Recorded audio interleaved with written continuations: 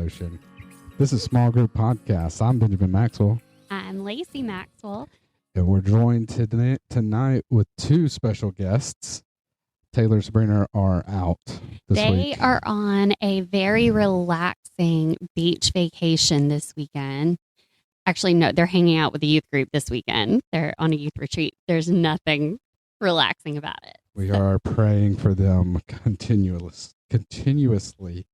But in their place, we are honored to have two special guests. Jonathan Maxwell, there is a relation. Sort of. And his wonderful, amazing, long-suffering wife, Anna Maxwell. The picture of long-suffering. Yeah. So we kind of returning the favor. The turns have tabled tonight. You've had us on your podcast, which we'll talk about a little more here in a minute. The Gather Round Table Talks. Had to think about it. Everybody's got a podcast now involving a table, and I get them all jumbled up. Tables podcast involves the table. That's right. But ours is red, usually. And we'll talk about that in just a few moments, kind of wrapping that up and what all did you discover and take away from your podcast. But yeah, Jonathan is my big brother. I get to try to pick on him tonight. We'll see how well that goes.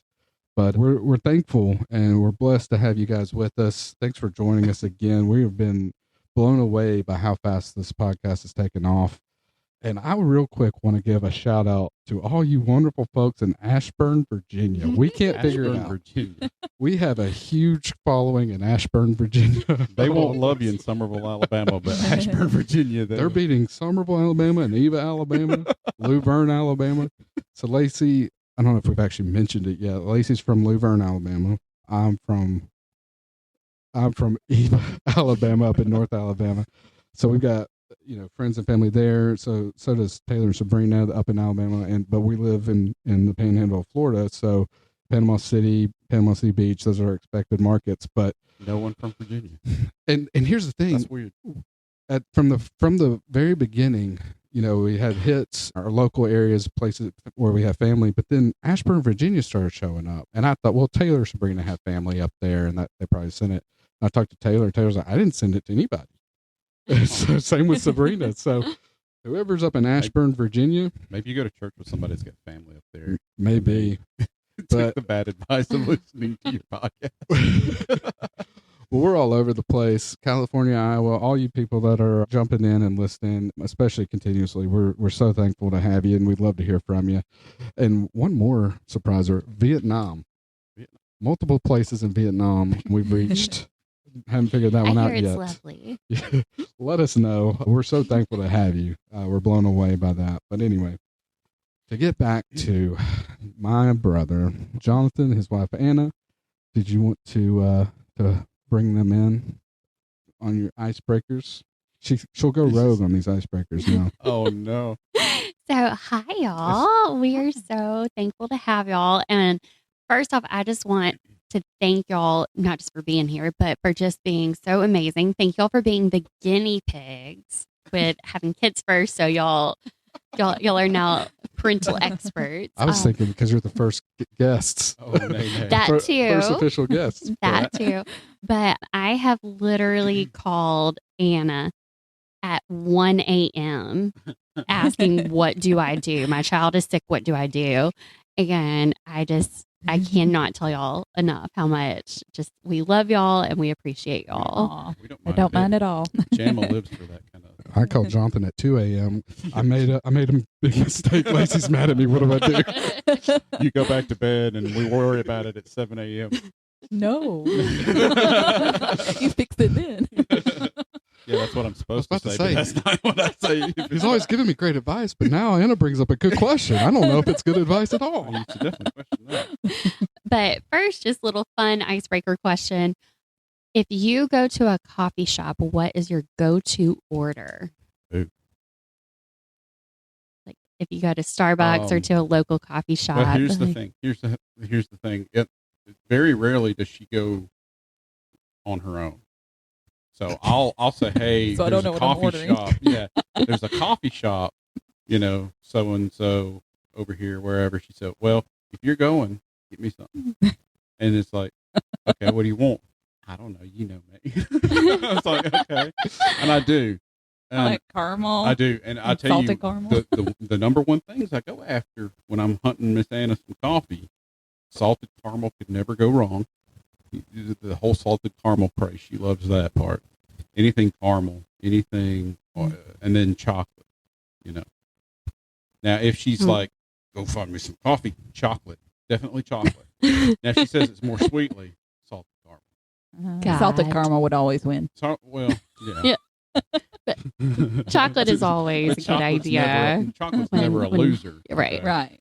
But I don't know, what if you didn't send me after it, what would you order? I want to know. I would look for iced, probably, unless Well, it I was knew really that part. cold, and something that said caramel, and I would just go It with takes a lot of cold for her to go over to the hot side, too. So, What about you, Jonathan? I always want to try the new thing on the menu. So it's Yep. usually especially if it's like a local. I'm sorry, I wasn't talking to the microphone. I didn't realize how much you move your head when you talk. I'm all over the place. You're good when you just. I'm holding on to my hands right now so I don't talk with my hands. You had one Talk with one your- time with that cayenne pepper in it. Yeah, no, that was actually pretty good. So, Talk with your hands, just keep your head still.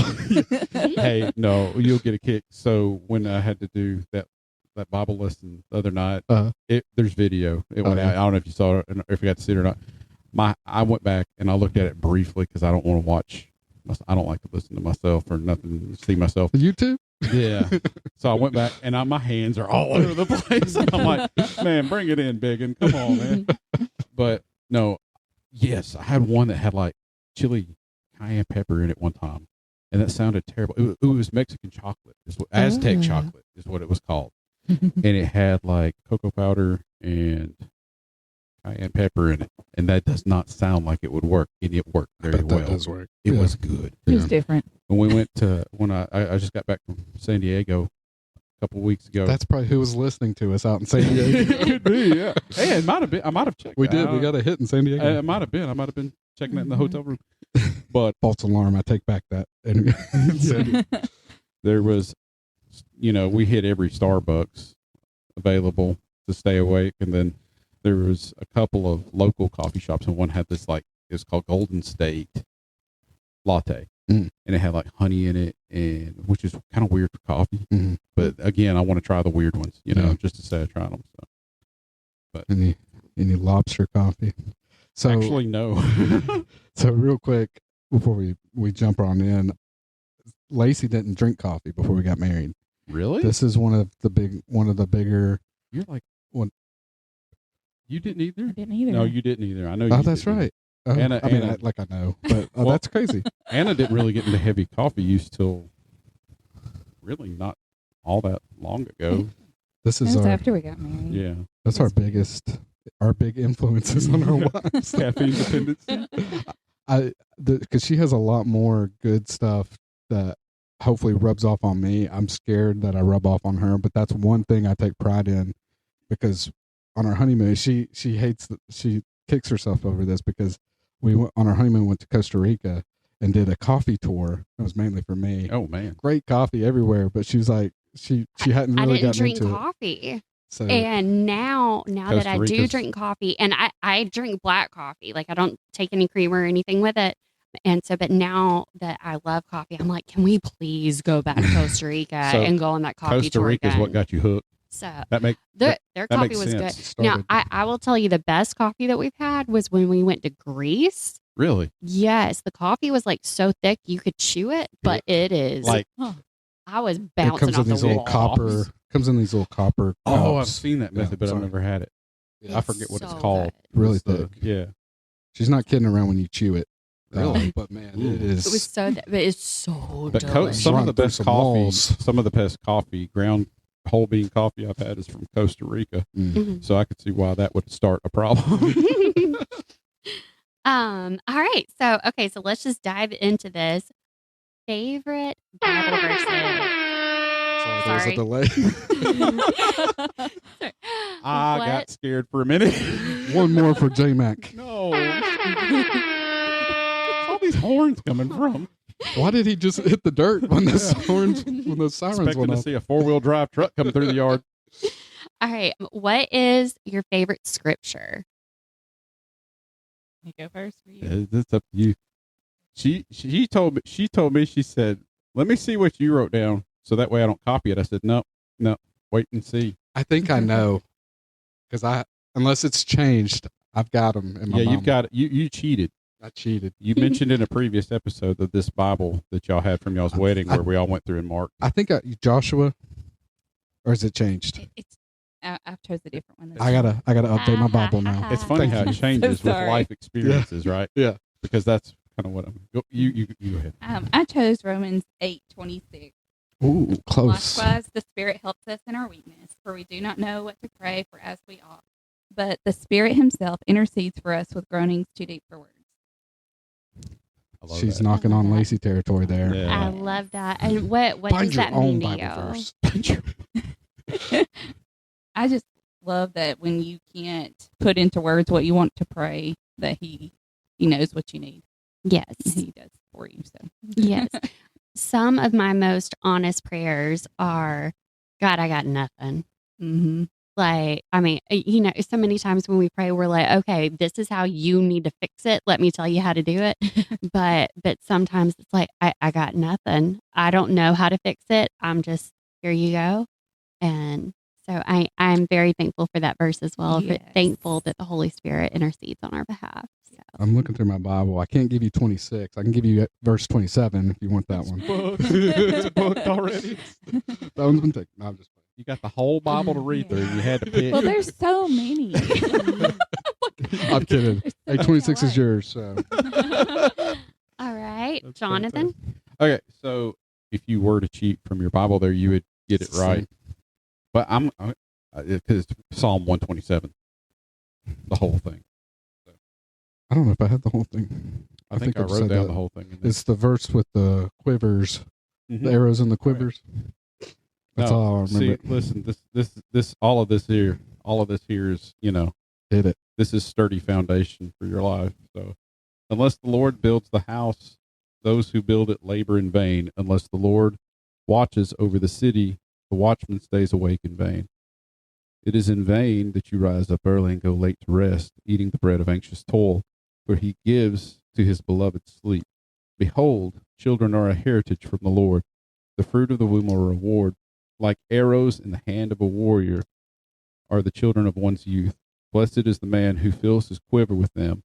He shall not be put to shame when he speaks with his enemy at the gate. And every time I read that and think of that, you can't help but think of the responsibility you have of raising your children and making sure they're on the right path and sharpened and ready to fly. And then another part of me, a comical part of me, thinks how much fun it would be to launch Jude. I mean, I love him, but it's Jude. Real quick, let's go ahead and bring that in, because I would struggle with this. Assuming knowledge. I've known you my whole life now. Your whole life, and that'd be weird if we've introduced you and Anna, but a little bit about you guys. You have many arrows in your quiver. some broadheads, some not so broad. So we got Lorelai, Lizzie, Lucy, and Jude, Yes. and then Yep. and Jesse. Yeah, Jesse was our oldest boy, Yeah. and that is one of the fires that our relationship was forged in. Was Jesse was our first child, and we had him after only being married about a year, I guess it was, and then we unfortunately only had him for about 2 days on Earth here, and he passed, and then we learned a lot from that. We learned a lot about ourselves. We learned more about each other, I think, than anything else. But mostly we learned about the gift that we have in having not just a tight, supportive family, because we knew that we had that the whole time in that whole event, but our church family and the strength, even to this day, that's been he would have been. Mm-hmm. He'd People been turning didn't even He'd know. have been turning 17 this year. No, 18. No, He'd be 18. turning 18 this year in June. Wow, can you imagine? That's crazy, isn't it? He's made such an impact. I know, like you're talking about on you too, especially obviously, and of course our families, but also, and we've talked about it on your podcast. So I won't go too deep into it, but it's done a lot for us as well. It's been, his legacy has been such a big blessing and strength for many other people, us included. And but yeah, Right. we have to mention Jesse, and Yeah, because he's I mean, I was a stupid kid when we had him, you know. Still a stupid kid. Hey, I really am, actually. They still call me the largest child in the youth group. So, but you know, they can come after me. I'm a man. I'm 40. You know? But yeah, it changes you real quick, and I think it changed me for the better because it made me realize a lot of things and humbled me real quick. Right. Which actually leads into, and I was going to say this, that Psalm 127, but as of late, I've been toting around this one here. You know. And the podcast just got weird. And it did. James chapter 4, verses 13 through 15. I've literally been wearing that I one was on just my hat. in that verse yesterday before y'all got here. Oh, that's why you like that patch, huh? I like it.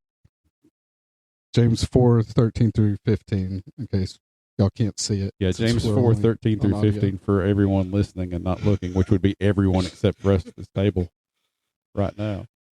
Come now, you who say today or tomorrow we will go into such and such town and spend a year there and trade and make a profit. Yet you do not know what tomorrow will bring. What is your life? For you are a mist that appears for a little time and then vanishes. Instead, you ought to say, if the Lord wills, you will live and do this or that. And it's funny how that kind of, you know, like I was saying, the life experiences kind of change what your favorite verse was, like Anna's did and all that. But Psalm 120, it was hard for me to choose because Psalm 127 is really kind of what I live by there. Yeah. And then, you know, here as of late, it's like, you know, I can have all the plans I want, but it's up to what the Lord wills. I'm with you. My favorites for the longest time has been, you know, I know whom I have believed and persuaded that he is able to keep that which I've committed. I've held on to that one for so long, it's so hard to let go of it. Right. Even though I've got all these other ones now. You almost feel like you're being unfaithful or something to your verse. I've already committed to this one. I've got to stay with it. But, and thank you guys. Thank you for sharing, opening up on that. Do you have let's hit these two real quick, some softballs. Yeah. Favorite Bible story and or favorite hymn? I'm interested to hear this one. A hymn especially. Favorite. What's your favorite Bible story? You can go ahead. Favorite Bible story is Hannah. Copycat. Sorry, that one's been that one's been taken. Please choose another. Please try again. No, but I want to know. You have chosen wisely. I want to know why. I guess I feel because like her I name could... is so close to Anna. No. Hannah is Jewish for or Hannah is Hebrew. What? Hannah is Hebrew for Anna. Y'all gotta let me finish before I get in trouble. I guess, you know, like obviously my story was not just like hers, but I guess I felt like it was relatable. You know, she struggled to have a baby. Where we lost our first, and then we had that struggle. So I just felt, I guess, like I related to her. Did I say first guess and now last guess? Because this will probably be the last episode we ever get to do. Yeah. Sorry for that really touching, endearing moment that you just had, and we just choked on coffee through the whole thing. So, all right, Jonathan, favorite story. Yeah, I mean, it's funny how much our lives revolve around that initial incident in our lives, but the story in 1 Samuel 12:21 through 23, where David he'd already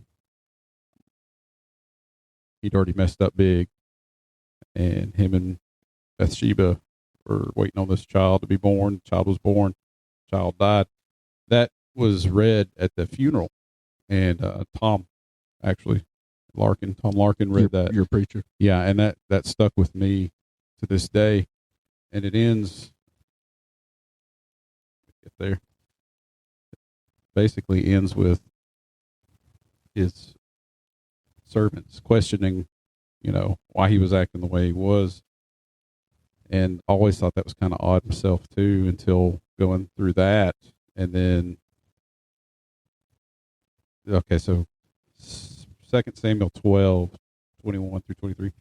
Then his servants said to him, "What is this thing that you have done? You fasted and wept for the child while he was alive, but when the child died, you arose and ate food." He said, "While the child was still alive, I fasted and wept, for I said, who knows whether the Lord will be gracious to me that the child may live? But now he is dead. Why should I fast? Can I bring him back again? I shall go to him, but he will not return to me." And Tom had inside knowledge on that because he was checking on me and all that, and everybody was. I didn't go unattended for nothing, even though Anna was stuck in the hospital and Jesse was stuck in the other hospital. I didn't eat the whole time. I didn't eat. And Tom mentioned that and read this, and I was like, was that an intentional thing? No. Well, I mean, were you fasting? Or I wasn't fasting for that reason. I just was so worried because I was 21 years old, and my still newly wed wife was in the hospital. My new son was in the other hospital. I couldn't be in two places at once. She couldn't be with him, and it was just so much that it wasn't an intentional fasting. It just happened. And no one could get me to eat, and I would not eat. I know a little bit what you're, as far as the not eating thing, when our grandfather, we're going to start getting really Yeah, I'm deep sorry here. we started off on the Debbie Downer here. When You've got some questions here that'll bring us back. Yeah, but when our last grandfather passed away back in 2019, Lacey and I live down here in Florida. We're 6 hours away from everybody, all my family, and we got the phone call that morning. It was go, go, go. Yeah. Had to get to my family as fast as possible. Oh, yeah. And bless her heart, because I didn't eat. I probably went a good solid 2 days because I just didn't think about it. Yeah, I just didn't. exactly. I had no interest in food. That was The Bless her whole heart. way there. She got to Birmingham and finally said, "I've got to have something." Yeah. And so I was like, I begged him. I was like, "Stop wherever you want, but you've got to eat something." And he was like, "I can't. I can't." And I was like, "Well, then go to Chick-fil-A because I can." Like, I'll tell you what, I can eat. So I probably not as to the extent you're talking about, but I kind of get what you're Well, saying. There's something weird that's it was tied like to that. so being so worried about everything else that you just you'll take care of you whenever if you get there. Yeah. You might not remember, but even after you weren't eating. No. Because I remember that. Yeah, I had a lot of trouble after that for a while. I had trouble sleeping and all that. So anyway, well, I'm glad we started off on such a high note here. all right, next question. Yeah. Favorite Him. hymn? I think we can get. Who was it that was like, who's him? Oh, Who's no, him? Yeah, we asked the question No, one time. we What about her? asked my dad. Oh, We- yeah. Oh yes. So I said, "Who's your favorite hymn?" And he was like, "Right now, I'm kind of partial to Mark Harmon." Oh my goodness. Are you serious? Of all the people he knows, he went Alan, Mark Harmon. whoa. Back up, Alan. Mark Harmon. My dad's the best. So who's your favorite hymn? He really is. He's hilarious. My favorite hymn? Or either one? I like the goodness of God right now, but this changes. I like so many. Yeah. songs. Pick a lane, So, Anna. well, here's the thing. Goodness of God. Are you familiar with the song? Maybe. Okay. If I heard very it. new to us Yeah. because we just started learning it 2 years ago at Exposure. Was it Exposure or was it? It was Might have either been both. Exposure or CYC, And, which both of those are youth camps and conferences that we go to with the youth group. And it was Exposure has a singing class that they do each year. And I think it was more likely to be at that. Maybe so. So I also like How Can It Be? And the only time I hear it is there. yeah. How can it be? That one sounds familiar. Y'all want me Yeah. to sing it? So. Sing it for us. But no, goodness of God, I love that. Mhm. I love yeah. that. So Well, tell me what that means to you, though. Like, God is good. Well, I even have it on a shirt. All my life you have been faithful. All my life you have been so, so good. I have that T-shirt too. Did you get it at Pickers? No. Did Mark Harmon write Mark that? Harmon. I have a friend that does shirts, and I got it from Oh. her. But what it says, he's always faithful, no matter what you're going through. I He's love always there. So I I love really it. like that song. Yeah, well, it's amazing how many new songs we've accumulated over the last few years, because we'll be with other youth groups, or we'll be at conferences and whatever, camp, something, and we'll hear something, and she'll nudge me and be like, "We got that one." I'm like, I don't think so. I'm googling it. And as many hymns as we have in our digital library, we ought to have them all by now, but Yeah. we're still building. So That's one thing, and again, we will get to this eventually. Y'all are very involved, as you probably already tell by now, in your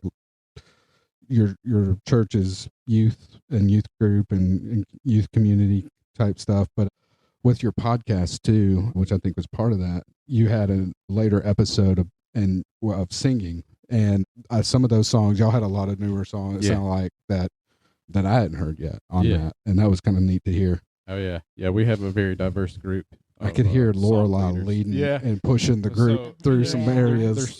There's certain songs, and usually the newer songs, there's like a handful of us that will only attempt those, and I understand why, because we're exposed to those more than the others or whatever, Mhm. and we're more comfortable with them, so we'll lead those. We But finally got you to do there's- Oceans. I know, yeah, but we can pull it off with our girls too, so Mhm. we may have to do that before we leave.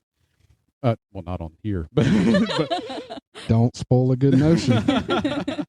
but there's certain songs that I will not lead unless Lorelai and then Libby Adcock and then other certain people are there. Yeah. Because we won't be able to get through certain sections of it. I could And, tell there was some songs that felt like Lorelai just had enough, and she's like, "I'm driving this She now. does. Y'all She jump in, She's very much jump in, or get out of the way." Oh yeah.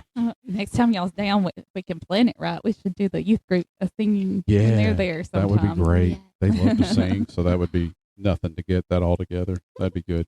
We should do that. Yeah. So, what was your? Mine was, I'm old school. Did you Mark Harmon too? No, Mark Harmon didn't write this one actually. Be with me, Lord. That's an older one, right? Yeah, I know be that with one. me, Lord.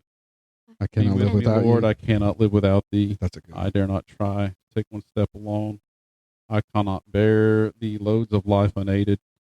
I need thy strength to lean myself upon. You're a little flat, but I like that. Yeah. Yeah, I can't carry a tune in a bucket. But the verse that always gets me, even when I lead it, is the fourth verse and the arrangement that we sing more typically is, be with me, Lord, when loneliness o'ertakes me, when I must weep amid the fires of pain, and when shall come the hour of my departure for worlds unknown, O Lord, be with me then. That one always gets me. You have chosen wisely. Well, this is turning into just a get to know you episode. You thought you knew us all. Yeah, and just to get to know you, we had going some deep places already. But okay, I got to ask this one. We've talked about it in past episodes, just because we got to know real quick. If you were to go into the future, oh no, what am I missing? If you could only take one. Down. Dad's telling Are us we splashed down? Yeah, By the way, yeah. we're as of this Yay. recording, we're anticipating the Yeah, Artemis they made it safe. capsule Wonderful. splashdown. Yay.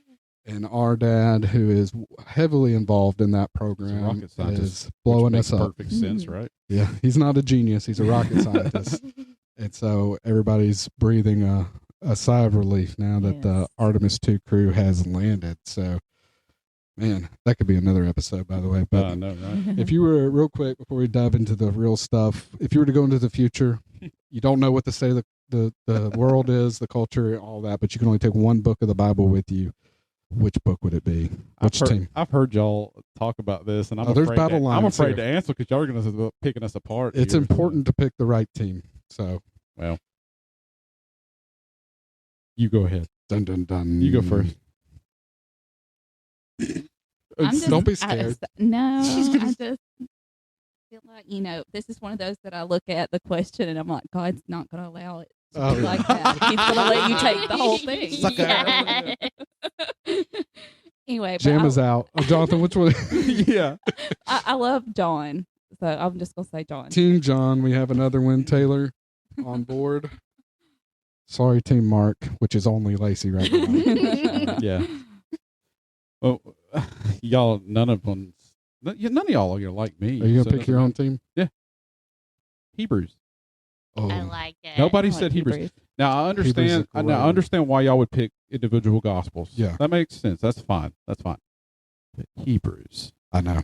We have the Faith Hall of Fame. We have all kinds of things that you need to know. I just need Hebrews 11, 1 through 6. Really. I don't No, need. no, 11. How about you need the whole entire Bible, chapter. son? How about that? That's what you need. You need But the book. I get what the you're whole saying. book. I get what you're saying. There's some. It's Oh, yeah. chock full Hebrews of great has stuff. just as far as if I was only able to. Now, we're saying the Bible is fully intact somewhere, but you're alone on an island and you only get to choose one. Will that make you feel better if it was put to you that way? Maybe. But I would probably choose actually First John. Or something like that. Oh. First John. I love First John, Second John, Third Someone John. I got a love little those. high and So mighty. The Book of Rayburn. I just like. Thank you. The first book of Rayburn. The first book. Yeah. No, that's his That's first. Rayburn's first letter. That's his. Yeah, and then Dad's Second John. Yeah. Yeah. So our grandfather's John. That's the joke. So Yeah. our grandfather's John. Our dad's name, he's John Jr. And then Jonathan. Yeah. And Third then- John. Yeah, first, second, third John, and then your son Jude. What a revelation, right? Is Yeah, that I'm what not hanging around for Revelation. Yeah. Revelation Maxwell's going to have to do his own thing. And then you got Benjamin over here treading water. I'm here too, guys. Is this a good activity? I got 6 at the Sun Are y'all going to leave me at Walmart again? All right. So let's try this one more time. Oh man. All right. So, well, let's. So we want to. I'm curious to know, really. So we talked about your podcast. Gather Round Table Talks. Phenomenal podcast, by the way. You guys look it up. It's almost on pretty much every platform. Yes. It is, Yeah. And you have video, so Yeah. you're better than us. And Not really. but you went through. You interviewed your children. You interviewed me. You interviewed Lacey. You interviewed Tom, your preacher, who you mentioned, and I know a bunch of other folks too, and primarily focused on prayer. Like, what does prayer mean to you? What are your biggest takeaways of prayer? And I'm kind of curious as far as what were some of your biggest takeaways from that, and I'd like to hear what prayer means to you as well, and how you would sum that up.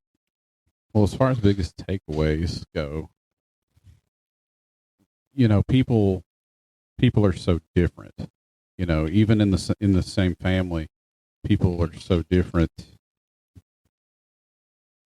And that being said, if you have a whole room full of people that wanted to choose one flavor of ice cream, you're going to get, so many different answers. But when it comes to prayer, there was a lot of congruency, a lot of similarities in the samples that we got, which makes sense because, prayer, there's not a lot of room for diversification there. Now, as far as habits, practices, and things like that honestly didn't different. There wasn't a whole lot of differences in that. And it was really interesting to see, depending on the walks of life that people came from, like their careers, their upbringing, their experience that they'd had throughout life, how that played into their answers that they had for these questions that we had for prayer. That was the interesting thing to me. And then the experiment that I did with my kids. Which is great. Episode 2, I believe. Right? 2 or 3, I can't remember.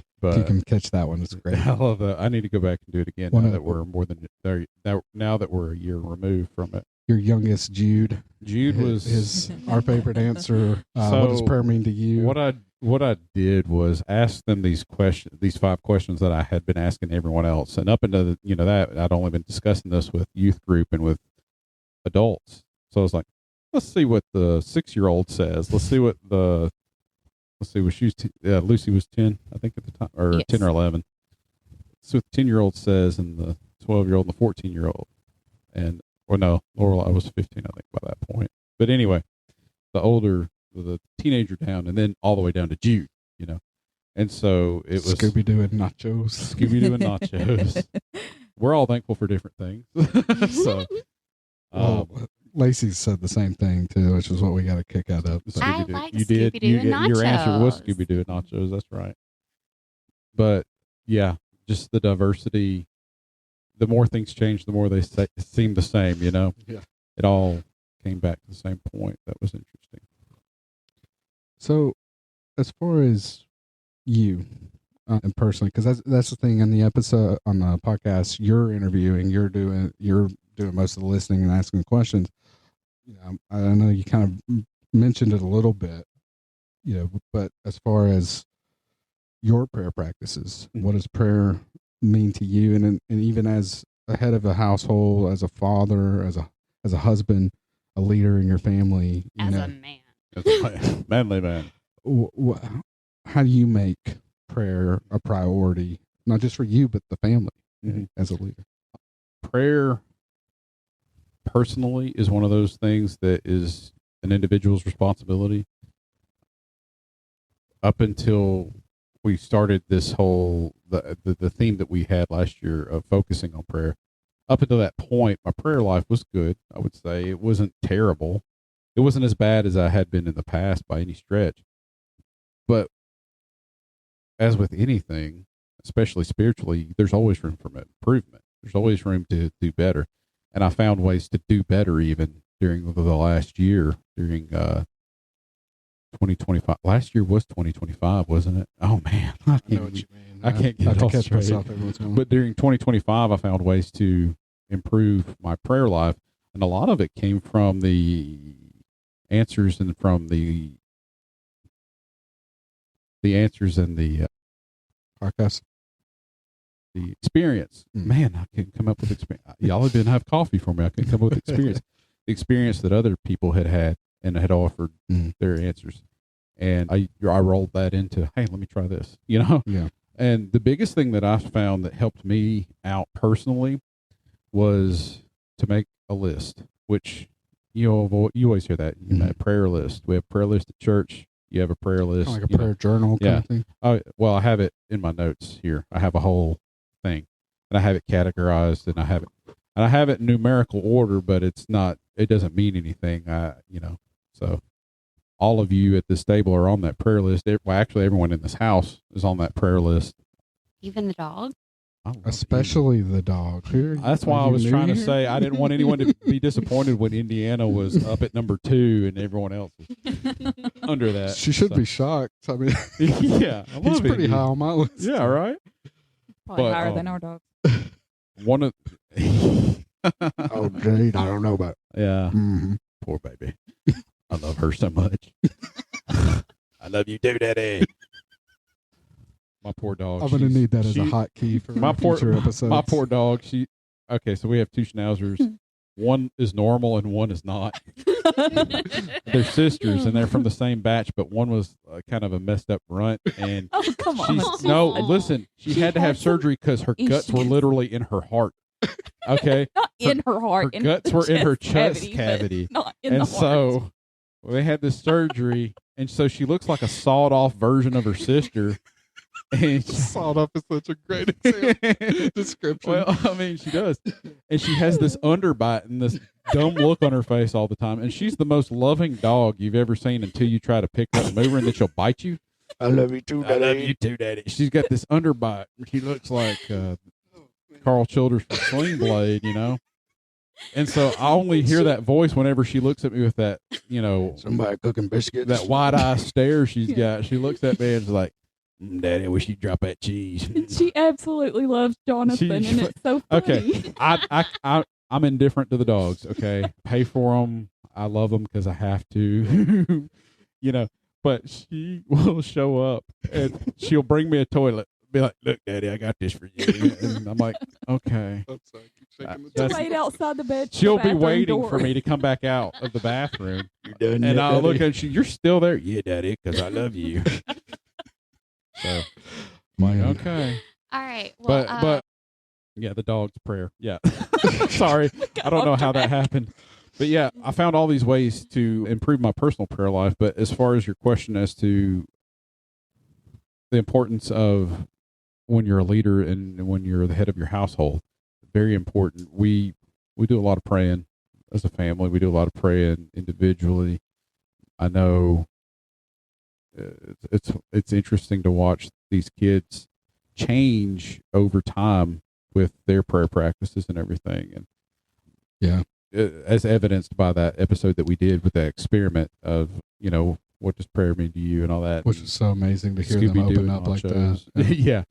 Because you have Scooby-Doo and Nachos, and then you move up 5 years to Lucy, and she gives the answer she gives, and then 2 more years to Lizzie, and then 2 more years to Lorelai, where you get the big, profound answers from her. Stole a lot of my answers. That's for sure. I know, right? And that was a very empowering and encouraging moment to hear, especially. I mean, I expected what I got out of the 6-year-old. Let's be honest, it was going to be comical and entertaining. I knew that was going to happen. But to hear my daughters speak of prayer and what it means to them, and I'm like, wow, you're 10 or 11, and you're 13, and you're 15, and wow, okay, wow, that's great. You were listening, and not just to me, but you were listening to your teachers, you were listening to the preacher, you were listening to your grandparents. They're thinking on their own. Yeah, just that level. It was just phenomenal. Well, Anna, I know I've been focused on Jonathan and Jade here. And I love Mama too. But you were heavily involved in this podcast too. You're in several episodes. Yeah. And I think you're in most of them. Were there some big, profound takeaways for you or things that you've learned or things that you haven't got to share yet about prayer? It was interesting seeing everyone's, what they would choose as their favorite prayer. Yeah. Most people would have the same answer, Yeah. just about on what prayer means to you, Yeah. When that it's was like pretty. when there's nothing else you can do, but yet it's the greatest thing to do. So having that avenue of prayer. Well, Anna, I want to ask you, mom to mom, how do you make prayer a priority? Like, when do you find like your little nuggets of time throughout the day to pray? When you have, Nuggets. Mom, I want a snack. Mom, where are my shoes? Mom, when's Daddy get home? Mom. So I was not always good at this. I mean, there's times where you're up and it's like then you just feel like your head hits the pillow at night and you're like, oh no, what did I do? Oh yeah, Yes. you blink the haven't days slowed over. down because sometimes it's like that. But I try to do little prayers all throughout the day. Just when I'm thinking of something, I'll just pray for it right there, even if it's small, And I do have a list in my phone where I try to focus on the bigger one at least once a day, But it's not always easy, but that's why I try to do it, just a little at a time. Was the best way I could do it. So that kind of leads us into our next topic here, getting into marriage and parenting. Kind of going off that a little bit, as as a mother, Anna and Jonathan. I am a good mother. How do you prioritize your marriage with so much going on, like you're talking about? Or do you? You do what you can when you can. We let's weren't dig always good at this. No. It No. took us a while to figure that one out. Actually, it was kind of difficult for us to finally get to a good balance. We still wish we could balance more towards more time with each other alone. But when you have 4 kids, and then you have extra kids like we do with the youth group. Mhm. Someone's always texting, someone's always needing something, someone's always needing you to work on something, and you still got to just find that time, whether you got to beat it out of your schedule mercilessly or whatever, to be together and work on each other. That's why we finally got to getting away from everything for a little while, Yes. every once in a while. And just That helps. listening and realizing what Do what? listening. Or you're not listening. Just You weren't realizing- always good at it? I'm Is that what sorry. you're saying? I'm sorry, what? Just realizing how your partner wants to be loved and then how you want to be loved is not always the same. And then ignoring it and railroading right through. Yeah. Thank you. But then I guess that's what took us a long time to figure out. Yeah. And so once we did and we slowed down for a minute and listened to each other and what we both needed and putting each other first. I don't, oh, go Okay. ahead. I'm just kind of curious. What are y'all's love languages? Hers are acts of It's gonna be service and quality time words first. Of words of affirmation. Yeah. No. Yeah. That's one Quality of the things time and then acts of Are service. you telling her? that you what don't it know is? yourself. I do. Yeah. I mean, yeah, definitely. But I know Yeah. what works. Yeah. I thank you. Words of affirmation are very big for you. Oh, you're talking about as far as what as what we do for, not what works on the spouse. No, No, like what what? mine would be. What was? Oh, I got that like backwards. what I Sorry, would like. Yes. my bad. So, Right? Anna, what would you Yes. say Yes. yours So- is? Yeah. Quality time. Yeah, no, number no, one. definitely. Yeah, sorry, my bad. Acts of service number 2. Yeah. Definitely. And Yeah. As far as what works, though, That's actually a good point. Yes. Yeah. so, Jonathan. what was mine? I'm trying to remember. I think it was like I know Touch. Giving physical touch and physical words of touch and- affirmation. Those and were your 2 highs. gift giving and whatever. And I know that's the 2 highs for you. Yeah. Yeah, but I'm a dude. So that's Is that a not Maxwell thing? No, that's I guess it's a Maxwell thing That's because pretty much a he's dude the same. thing. It is, Yeah. yeah. But Oh, go ahead. no. Just kind of speaking of, because I don't know if this is a guy thing or if y'all relate to this as well, but one thing as far as when it comes to marriage, one of the things I've noticed that that I'm still working on is like when you're at work and you get very task oriented and for me, I have to get narrowly minded. I have to get narrowly focused on, I gotta get this done, then I'm going to get this done, then I'm going to get this done. And I get so zeroed in. But then when you make that transition from home, from work, that doesn't work at home. Like when I get home, I need to be more go with the flow. I need to be more present minded. Is that something that you, or maybe Anna, that you struggle with? You see the face Okay. she's making? Yeah. Yes. So he can walk in the door. You can tell he's tired, and I'm ready. I'm going to jump, and I'm going to say, Uh-huh. I love you. I missed you. I'm going to hug him. And she bounces off me like a ping pong ball off a battleship. And I mean, I'm like, I'm not ready yet. Same here. I'm trying. I'll get there eventually. One of the Usually things it's after we eat dinner.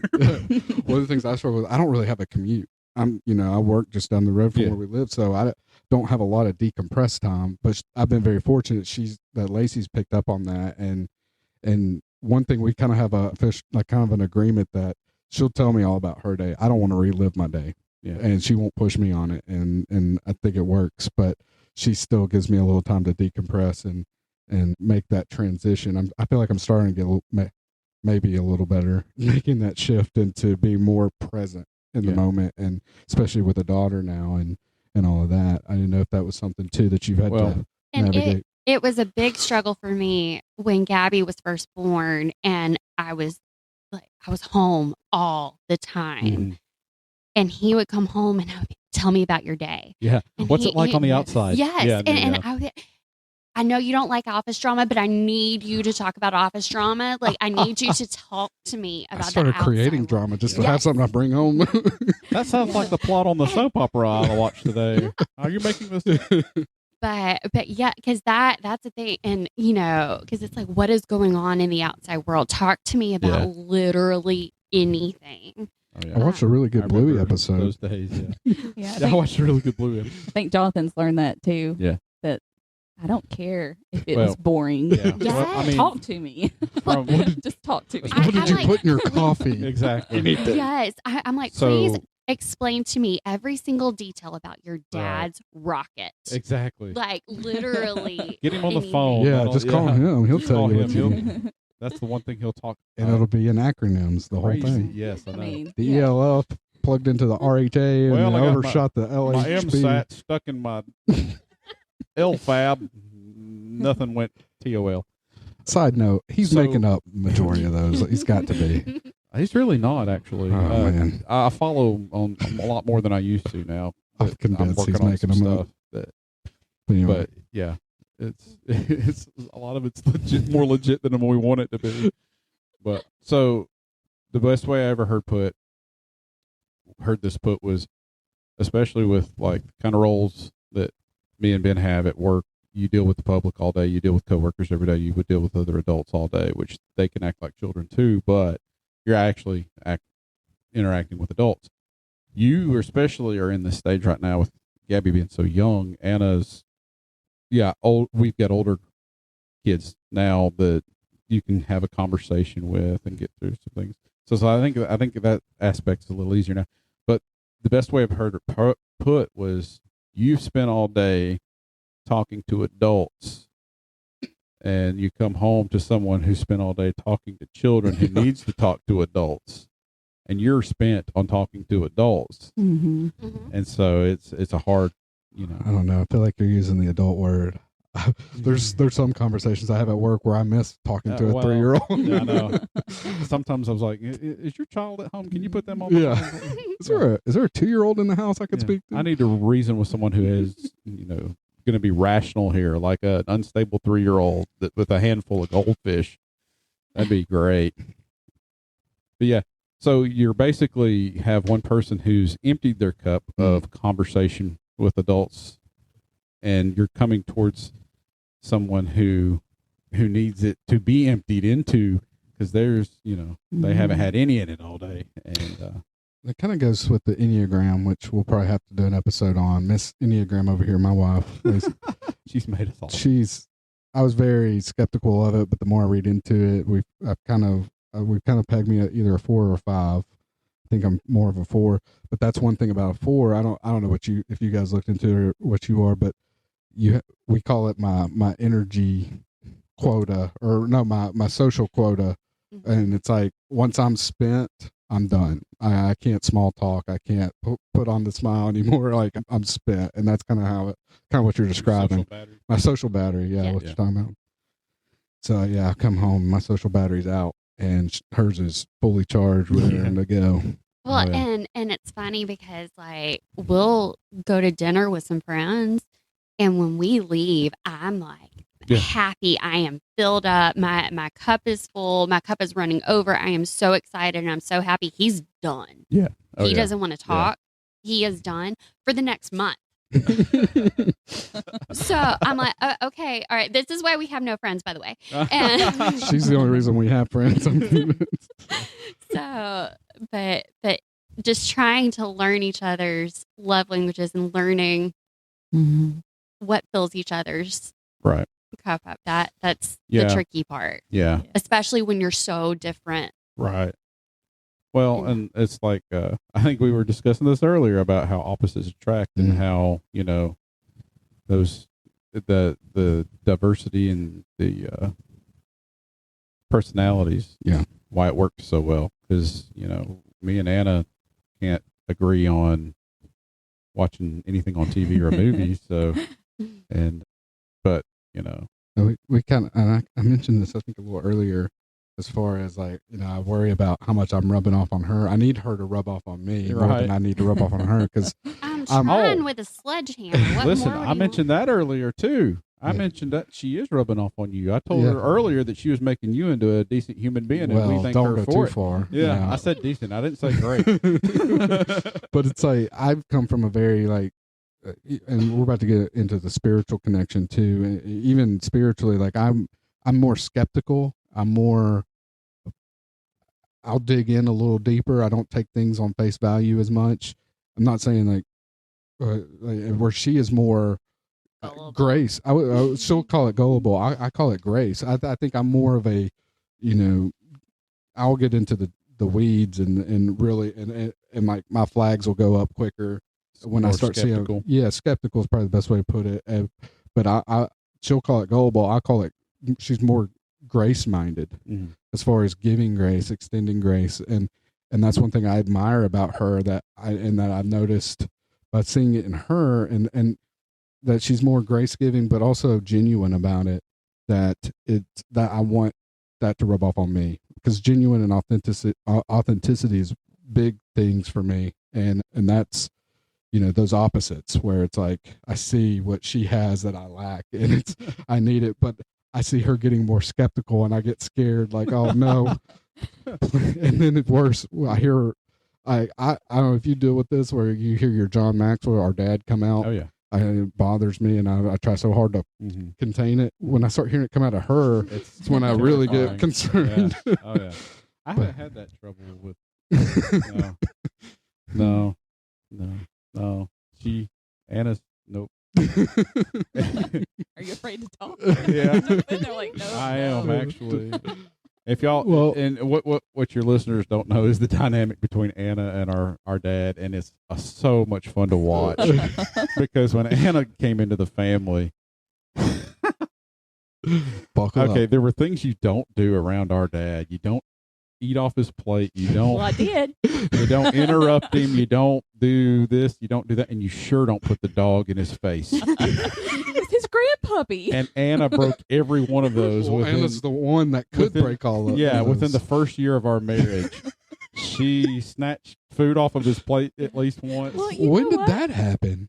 It was amazing. It was that. Even I know about it. Yeah. But y'all, I didn't even was know it was legendary. a thing. I didn't realize it till a lot Oh, later no. when y'all finally told me. Oh no, Well, that changes everything. I You thought know why about we you didn't now. tell you? We didn't think anyone had the gumption to do it, and here you are. And then, but the time that she brought the dog over and put Ivy right up in his face and said, "Here's your grandpuppy," and the face that he made, it was like you ate a handful of Warheads, licked the lemon, doused yourself with lime juice, and then ate a grapefruit. It was. See, I didn't notice that either. Oh man. And I've always respected you, especially for marrying Jonathan. But now, wow, It was beautiful. teach me your ways. It was How beautiful. do you do that? And you know what? He couldn't react. And I'm sitting back, and I'm just scared to death. I'm over here shaking a little bit. I'm like, oh, what's he gonna say to my wife here? And he's just gritting his teeth and going, "Oh, nice doggy." Well, And I'm like, he didn't explode. What in the world? well, there's the She got father-daughter away. aspect to it too, because Exactly. you and I, we Oh yeah, but we've there's still been things our bludgeoned to sister, death by there's him. still Yeah. things our sister knows not to do and Yeah. knows not to get away with. but she could get away with it. Yeah, But Hannah did it, and we were like, "What?" yeah. Well, was there anything else? I wanted to kind of dig in a little spiritually too, as far as marriage goes. Ways that you guys, we've talked about ways, transitioning from work to home, some more of the surface level, but digging down a little deeper, ways that you guys have maybe been a little more intentional spiritually or anything like that, as far as your marriage goes. Did you want to go first? Did you have anything else? Is that all right? So we have focused a lot more on that very thing for the last 3 or 4 years or so, especially. Some of the spiritual connection that we have was just kind of trial by fire, and it was forged abruptly and kind of all at once from the trials we went through. You either stay together and get together close and hold on to each other, or you get separated. Right. And you see that happen sometimes when traumatic things happen in especially a young family. They can never reconcile or Like cope. when your wife holds a dog up to your dad's. yeah. That kind of Here's your grandpuppy. But so some of that was that.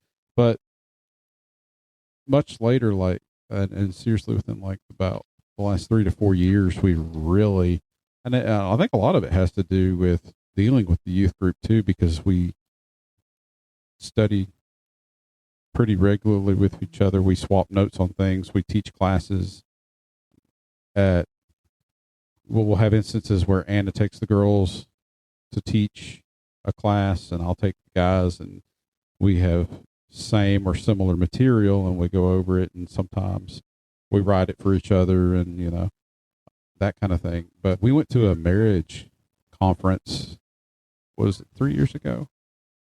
Close to 3 years ago now. 2 or 3. I don't remember. In Meridianville, at the Meridianville Church of Christ, north of Huntsville. And they had a couple there, Trey and Lee. Mm-hmm. I don't know if you've ever heard them. They're out of Texas. Maybe, because we did one, I think, last year before. Yeah. I can't remember if it was They're them or not. phenomenal. They are Yeah. they have a podcast and everything. Maybe it It's wasn't. pretty big. I wasn't too blown away with the one we went to. Yeah. Maybe you should have listened a little bit. Well, when you go in and say marriage is literally the easiest thing I've ever done, you don't really, it doesn't go over very well. I think you're lying. They didn't pick up on my jokes. No. But no, they were excellent. And if you get a chance, I definitely suggest listening to them. What was their names again? Trey and Lee. Okay. Lea. It looks like Leah, but they pronounce it Lee, her name.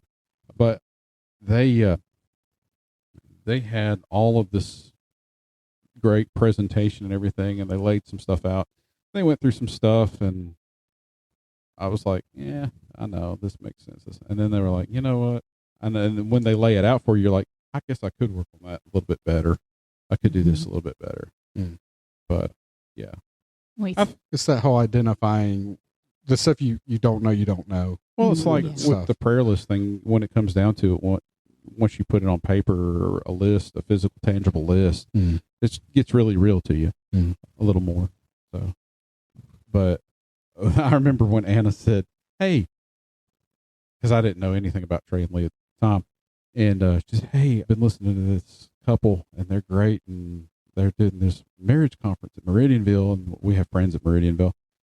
And it's like, yeah, I'll go just to see if someone I know is there and all that stuff. And I ended up enjoying it despite my best efforts. You know? No, So, I totally and I get got that. and I got a lot of good teaching from it, because that both of them have been married for a while longer than us. They have all grown children, all boys, I believe. And But it's like he's a preacher, and I think he's an elder too now. I might be overstepping. I'm not sure. Anyway, but they it ended up being just a great time, and I started listening to more stuff and following some of the stuff, because he does some great leadership stuff too. that seems to be the case. Whatever it is, when you're trying to make anything and be more intentional, prioritize anything, you know, whether it's recovering from a hardship, or you want to be more intentional about spiritual matters with your wife or something like that. It always seems like it's that initial step. How do you go about that initial step? That's always the toughest part, because at least from my standpoint, probably yours, it's that whole, it requires a little bit of a vulnerability, which is the hardest part for me. Yeah. It's humbling and vulnerable nature. Yeah, because we were, and it's not our parents' fault by any stretch. It was society at the time when we were growing up. You don't cry, you don't show any emotion, you internalize these things. Yeah. And that was one of the very things that nearly killed our grandfather at a younger age. He had ulcers really bad, and he would internalize so much that he had some real issues, health issues. And so he would actually talk to me, and I don't know if you got this speech from him or not, because this was one of those one-on-one speeches. I remember what he said to all of us all the time, but this is one of those one-on-one speeches, because he would see, as a young man, how I would react to things and how I would do things. He said, you need to talk to somebody about that, or you need to not, he said, don't keep that to yourself. Yeah. Because that could hurt you.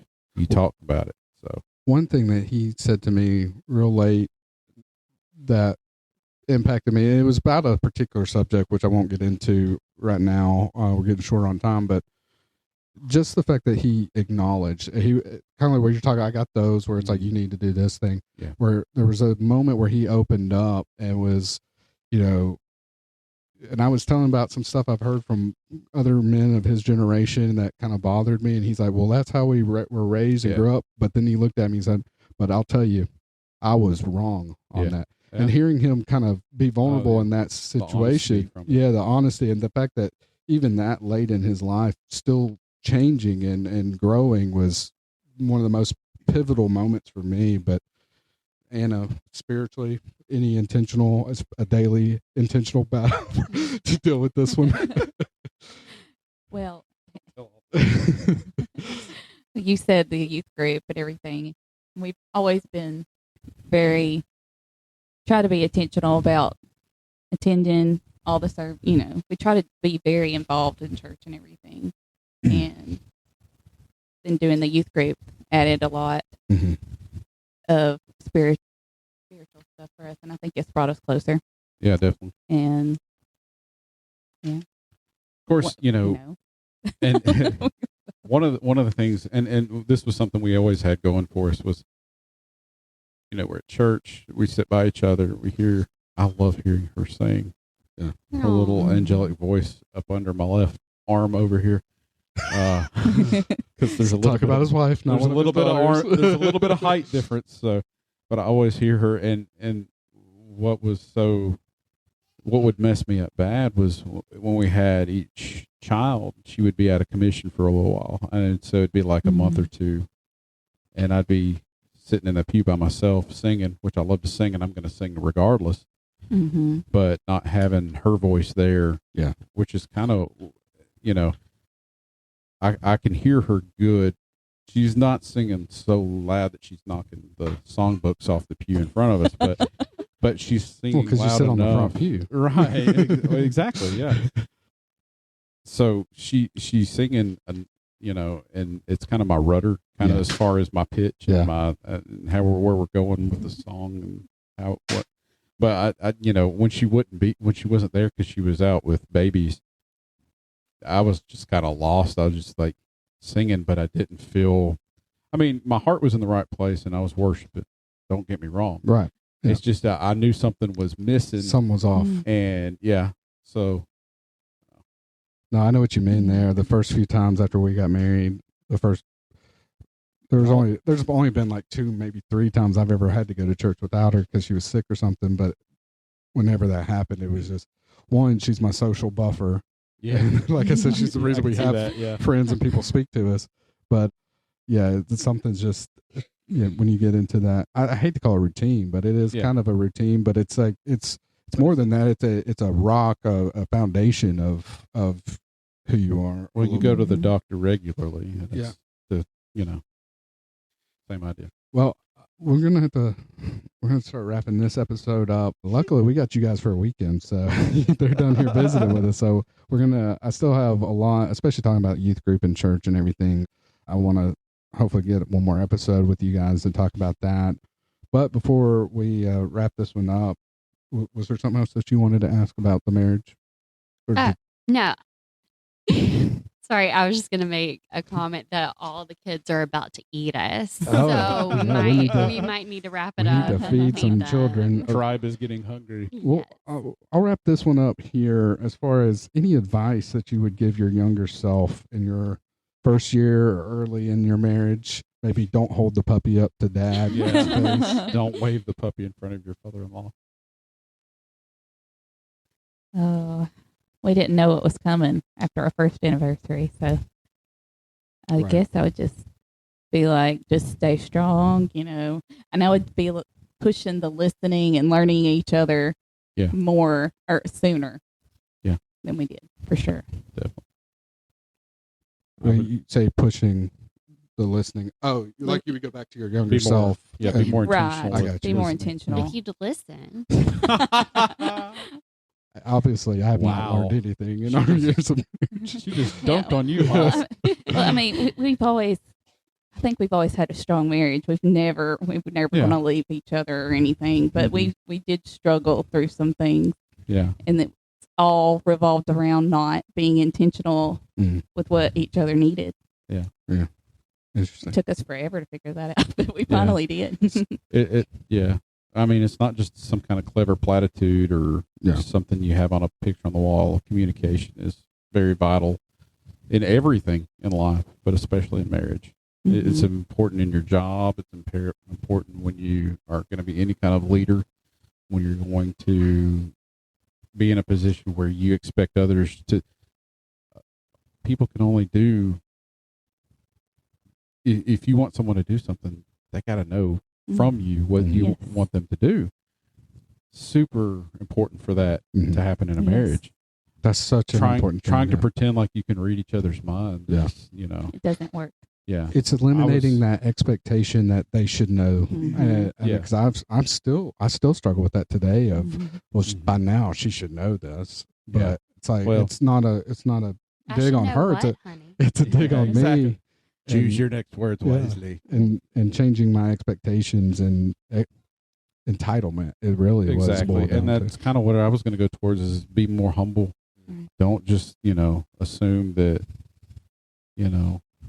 both of you are still growing and both of you are still learning and you're not going to know everything. But, regardless, at the end of the day, just love her and take care of her. And, that's what it's all about. And communicate with her. And more often than not in relationships, the wife needs that communication more than the husband. Sometimes it's the opposite. It depends on the personality, definitely, but the wife needs that communication, even if you think it's redundant, even if you think it's silly, even if you, come home from work and you're drained, and she needs that communication, whether you like it or not. Yeah. So, and that, and feeding that need will help with growth tremendously. To that point too, something we skipped over. It's like when you're at work and you have to give that to customers, to coworkers. You have to give that to yourself. You can't forget that you just even more importantly, you have to give to your wife too. You have to give, it's so easy to prioritize that work, dynamic over the home dynamic sometimes. And then you forget that the most important work that you should be doing is working on, exactly, your families. That happy, healthy marriage affects everything. Yeah. It like when we finally, I think, got in sync and figured everything out. It would just made everything else go smoother. Oh yeah, absolutely. Life with the kids. I don't know if your work was any smoother or not, but no, it just helped that. I don't think there's any magic for that, but I read somewhere once that unmet expectations are the biggest marriage killer, and I think that's that makes probably sense true. from what we. Yes. Well, to your last point too, I think that for us, or for me, there is something to that. When I feel secure in our relationship, it affects, or whether I feel secure or not in our relationship affects my work life and even how I interact with people at church or wherever. Yes. But that's one thing I've been extremely blessed with is having, there's been very rare times where it's never felt secure in that we're on the same page, even if we disagree on something or whatever. It's been minor and whatever, but having that security, and when even that security isn't in jeopardy, but it feels a little, off kilter a little bit, that, that's something that can really affect everything else. Well, one of my biggest blessings with being married to you is we decided before we got married that we will stay married. There is no out there. Right. We agreed to never even joke about the word divorce. Yeah. And it's just thrown around so flippantly now. It's ridiculous. Yeah, we've always known that was never an option. No. It's just not even. And there's something so. And I always knew she'd kill me first anyways. It's true. It's true. And the fact that you're still here just speaks a lot to Anna. But knowing, it like our worst fights divorce is not even on the table. Right. Knowing that just makes me feel so safe and so secure in that. And I am so grateful for that. It keeps fights from escalating, because when you think Right. about, you have those things that you throw out to kind of leverage or to negotiate, for lack of a better word, but those are non-negotiable things that we've taken off the table that keeps fights, arguments, the few that we've ever had, keeps those from growing worse. Mhm. Well, we're on the same page on that. You're going to work through it. You're going to fight through it no matter what.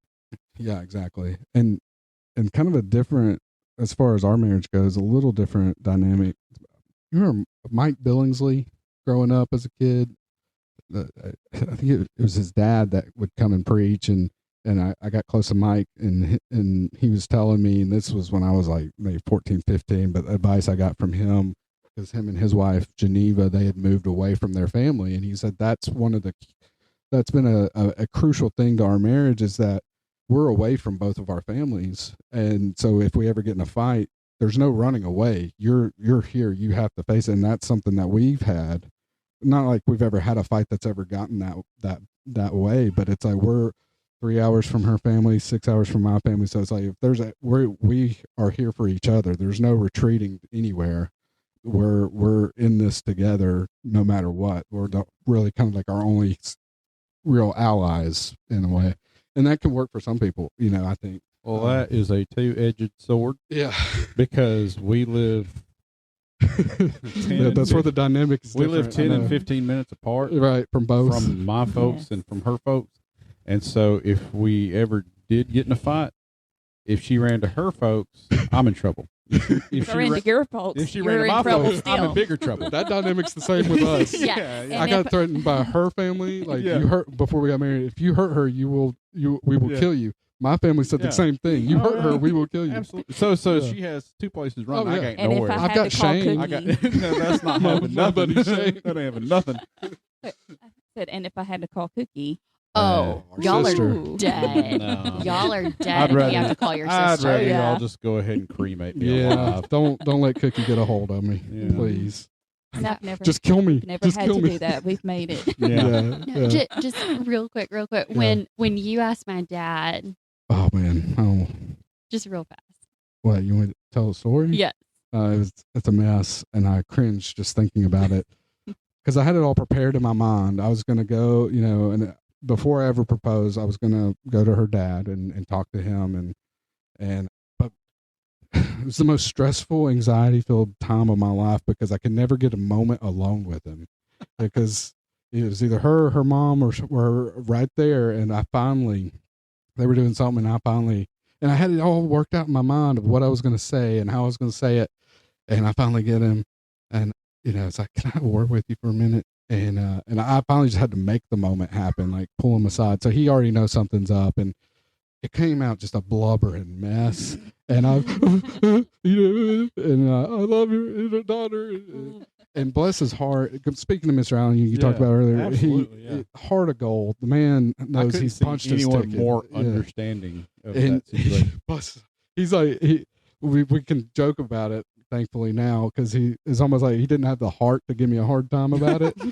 he gave me his blessing and all that. And we were in Laverne for the weekend or something, and I think it was the next day he and I were outside and talking. He's like, I didn't really have the heart to tell you this yesterday, but I will say it now. If you ever hurt her, I will kill you. I wouldn't expect anything less, sir. But he told him, he said, get in line. Yeah, exactly. He didn't have the heart to tell you that while you were quivering I and know. scared. I was like, that just speaks to just the golden Oh, yeah, heart that he sounds has. right. But Yeah. I still cringe thinking about it. Like, man, I butchered that moment, and he still gave me the thumbs up. So I don't know. Anyway, well, we got to feed some youngins Yeah. before we get in trouble. But there's a couple more topics, especially I do want to pick y'all's brains on and hear what you guys have to say about it and all that. But luckily we got you here for a little while, so we'll get the most out of you. But we really appreciate everybody listening in. Again, shout out to our Virginia family now and our Vietnamese family. We appreciate it. But let us know, guys, who you are. we would love to hear from our listeners. Let us know. Send us your comments, your questions. Even if you have questions that we don't necessarily have to speak about on the air. Hey, Indy's getting his sugar. He's been under But yeah, even if you have questions, and comments that you'd like for us to discuss on the air, we will. If you just have genuine questions that you really need answers to, send them to us, and we'll, if it's private, we'll communicate privately if you need to. So, but anyway, we really appreciate you guys listening. Please like, rate, share our podcast with somebody, and until next time, thanks for sticking around and being part of the small group.